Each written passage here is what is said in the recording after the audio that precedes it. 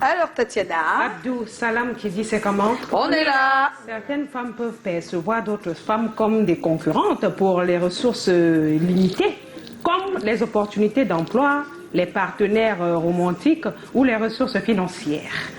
Cette compétition peut conduire à une méfiance, à une hostilité envers d'autres femmes. Ballon, Ghislaine qui dit c'est comment? On est là. Parce que simplement c'est dans la nature que les femmes, elles sont des rivales depuis le berceau. Personne ne peut stopper ce phénomène car elles-mêmes disent souvent que les corps de même nature se repoussent. Pour preuve simple, pourquoi c'est seulement les belles sœurs, belles filles et belles mères qui ne s'entendent jamais. Mes beaux-pères, beaux-frères et beaux-fils n'ont jamais de problème. On a Vanessa Besso qui dit c'est comment? On est là. Les femmes sont de nature jalouse. Même pour rien, une fille peut détester une autre. Les longs yeux et l'envie, la concurrence. On a Roland Anthony qui dit c'est comment? On est là. La femme est naturellement ambitieuse. Même quand elle est dans l'impossibilité. Non, l'impossibilité. Cette caractéristique la rend forte, foncièrement jalouse, envieuse, voire égocentrique, au point de se bourrer d'une sorte d'orgueil qui lui flanque l'envie d'être la seule qui doit briller. Voilà, je pense que c'est ce qu'il allait dire. On a Jean Coupouzoulon qui dit c'est comment? On est là. La femme est son propre fossoyeur. La jalousie, la médisance, elle ne veut pas voir sa sœur ou sa voisine réussir. Et pourtant, c'est dans tous les pays africains que les femmes font 65% de la population. Jamais une femme n'a réussi dans une élection présidentielle. Allez faire vos recherches bien. Ah, ça. Il y a eu au moins deux. Arrête la perso, on va prendre un dernier commentaire. C'est comment? On est là. C'est très facile de comprendre. C'est pas toutes les femmes qui veulent voir leurs semblables évoluer. Donc c'est très normal qu'entre femmes, il y ait toujours des désagréments ou des dénigrements. En tout cas, des commentaires, il y en a sur la page. Allez liker, partager, abonnez-vous, c'est gratuit, quoi. Ouais, merci Tatiana. Alors, il y a d'autres avis qui ont été recueillis par Titi Freeman dans les rues de Douala. On va regarder, on s'en inspire et puis on discute après. Nous sommes finis ce soir. Ah oui, bien fini. C'est ce qu'on appelle la jalousie. Parce que les femmes entre elles, l'une veut toujours être au-dessus de l'autre. Quand elle voit que peut-être sa copine est tranquille, elle est à l'aise, bon, peut-être aujourd'hui, elle est chez elle, elle voit qu'elle n'est pas chez elle, bon, elle fait juste le savoir comme si elle est avec elle alors qu'elle n'est pas avec elle. Parfois, ça peut être par jalousie, parce qu'elle ne veut pas que l'autre évolue, que elle.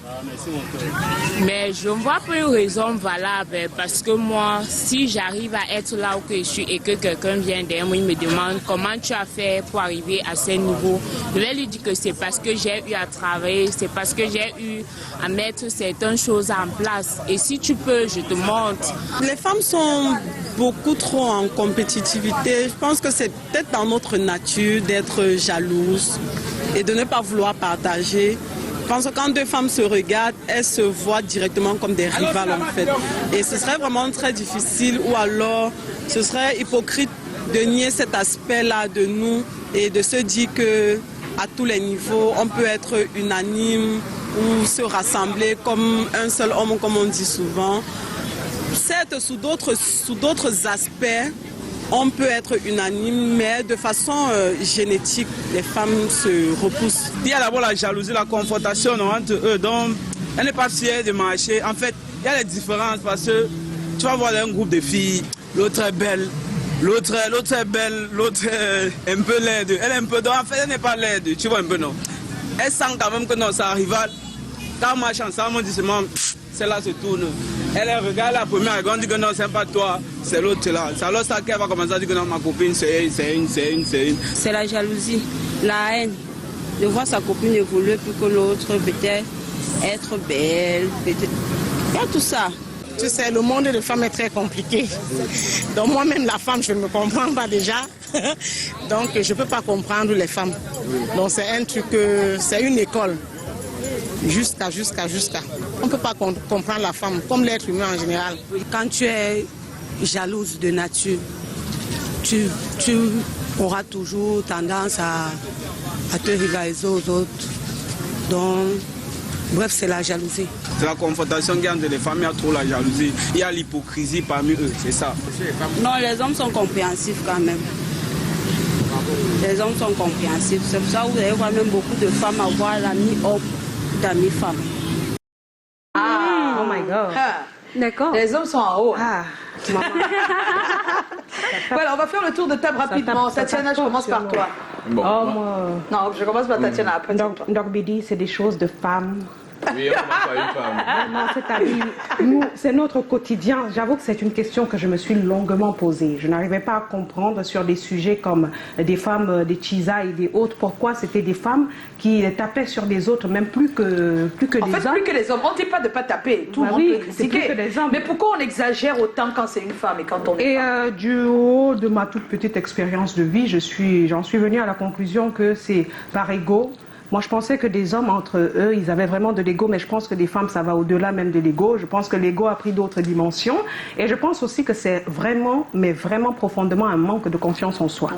Parce que si tu es limite ambitieuse, tu as confiance en toi et que tu as un parcours vrai, une projection de vie claire, tu ne peux pas avoir le temps de détester. Au contraire, je vais voir en ma collègue de service, une charmante femme qui peut capitaliser, qui peut être un capital, un intérêt, quelque chose de bien pour moi, pas quelque chose de négatif. Donc cette tendance à voir l'autre avec un œil négatif, je pense vraiment aussi que c'est culturel. C'est aussi parce qu'on nous a habitués à ce que ce soit l'homme qui soit le positif dans notre vie, moins que la femme, un peu plus que la femme. Donc on n'a pas vraiment d'intérêt à avoir une femme proche. Et c'est ça qui mine la société. Parce qu'une femme qui comprend que ton meilleur allié, c'est une autre femme, a tout gagné.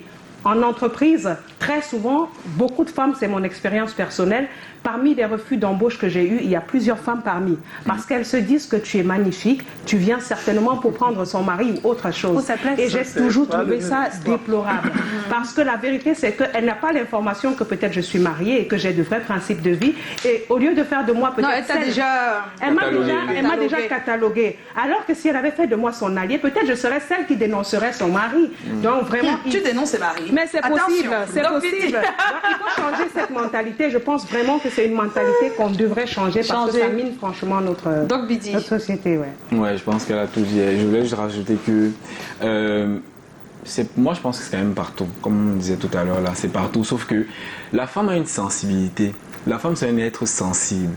Elle a un peu plus de sensibilité que l'homme et c'est un être, je veux dire quoi, elle ne sait pas retenir ses émotions. Ce qui fait que elle veut vraiment, et pas qu'elle veut, elle extorise même parfois sans même le savoir. Vous voyez un peu. Après, tout ce que tu as dit là, c'est vrai. Mais je pense que, après, les hommes, ça arrive chez les hommes, mais un homme peut réussir à canaliser. C'est puis j'ai dit que c'est la vie, je move, j'avance avec et tout. Mais la femme va rester centrée sur ça. Elle va se dire que, mais pourquoi cette fille, justement, peut avoir, veut ce que je veux, ou bien peut avoir ce que je veux, peut être une menace pour moi.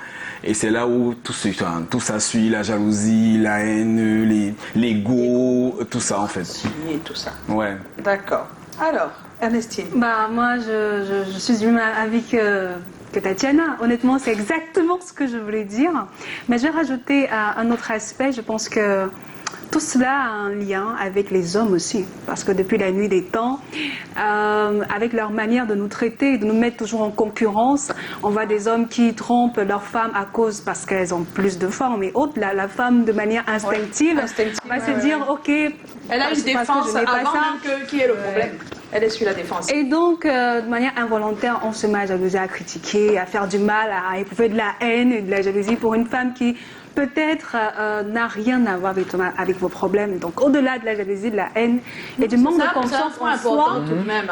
Il faut parce que la manière dont sont traitées les femmes peuvent faire qu'elles n'ont pas assez confiance en elles et créer donc tout ça. Le fait d'avoir plusieurs femmes, et donc ça les met déjà en concurrence, en polygamie par exemple, ça crée des états d'esprit. Même la petite fille qui est à la maison et qui regarde sa mère, qui passe le temps à chercher à mieux faire pour papa face à une autre, la petite fille est grandie avec cet état d'esprit.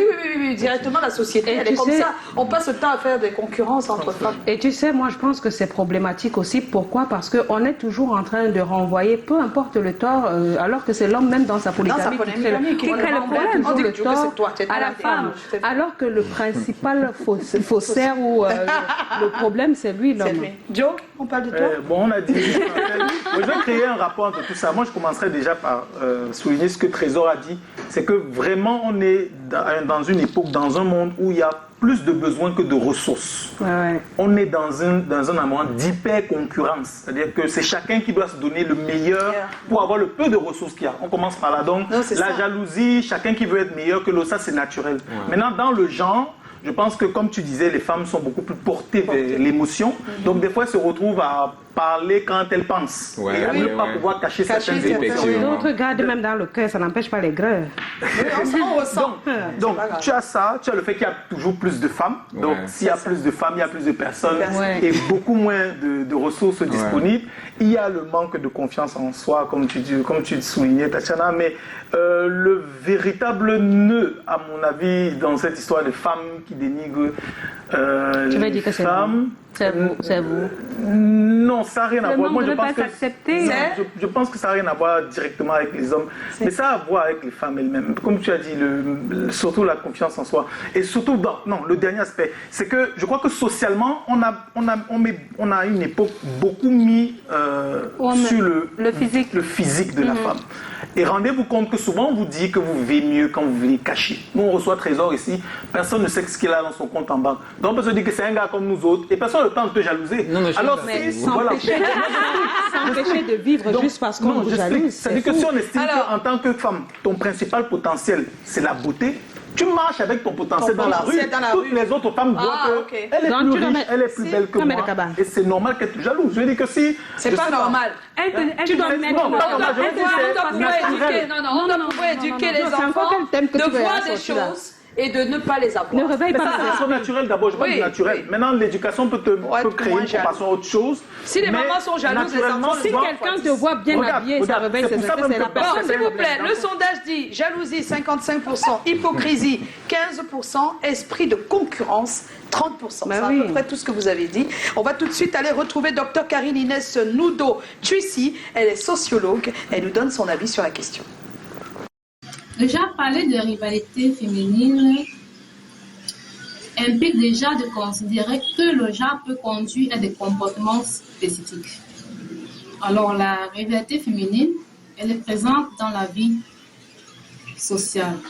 Sur le plan familial, on va observer la rivalité entre mères et filles, entre filles, sœurs ou autres membres de sa famille. Mais sur le plan professionnel, nous allons observer les agissements d'une collègue femme qui mène la terreur à ses autres collègues femmes de peur de perdre son autorité.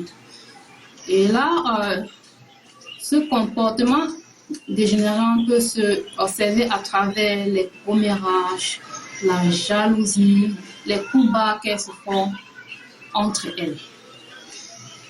De plus, nous allons voir aussi l'influence du réseau social.